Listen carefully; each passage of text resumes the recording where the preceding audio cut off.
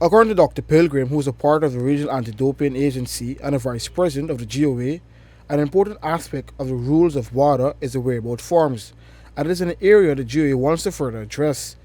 These forms are only necessary for the highest level of athletes over the age of 14 who are likely to represent Guyana during 2020. These forms should be submitted on a quarterly basis before the beginning of the quarter. We, through the Guyana Olympic Association, which is the default national anti-doping organization, we do send out information to them regularly. We do have a Facebook page. The GOA, as you may know, meets with the national federations once a month, and every single month we remind them of the importance of anti-doping and give them any updates that may be available. Having said that, you are quite right, unfortunately, that this information seems not to be passed on to the athletes. So what we are trying to do, as of, I would say really only as of this year, in a real sense, is to communicate directly with the athletes. So all those for whom we have email addresses, for example, have received directly the whereabouts forms, which they should be providing throughout 2020. On January 1st, 2020, WADA produced an updated list of banned substances. Some of them are within the popular cold medicine, or one would take a common energy drink. When you talk about anti-doping, they'll say illegal drugs. They shouldn't use illegal drugs, and none of those drugs, or very few of them, are illegal in the real sense. What they are is regular medications. I mean, steroids, for example, are used for all kinds of issues that persons may have.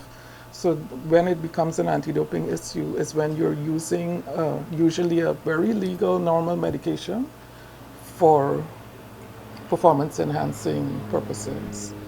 And that's what makes it difficult. So you go to your doctor innocently, and maybe you have a joint pain or asthma is a good example. And your doctor prescribes, quite correctly, prescribes an asthma medication. Let me use asthma as an example. They prescribe an asthma medication, which you must take, because you need it, you have a genuine illness. But that asthma medication may be, and almost certainly will be, on the prohibited list. So athletes in a case like that need to know, yes, they can take that medication, but only through a process known as the therapeutic use exemption. The reality is, there is simply not enough funding for the GOA to do regular tests locally. But the doping control officer warned athletes, should they go to international events, they will come under scrutiny. In the perfect world, we would be testing our top athletes at least 3 times a year. But that process is a very expensive one. A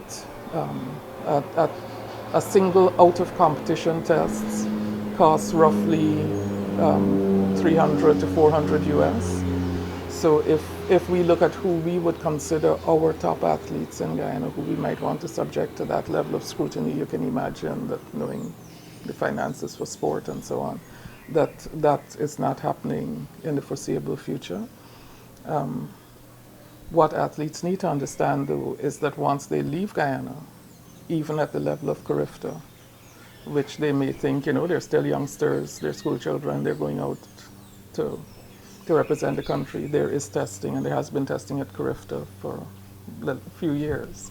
So we may have an athlete who thinks that, let's say, presuming somebody is deliberately doping, which is, I guess, what you're asking, even at a CARIFTA level, they may be safe here, so to speak, but not so when they get out of Guyana and represent us. Along with Charles Corbin, who is the other doping control officer in Guyana, Dr. Pilgrim hopes the GOA can do more work, but ultimately more funding is needed. For the newsroom, Akim Green.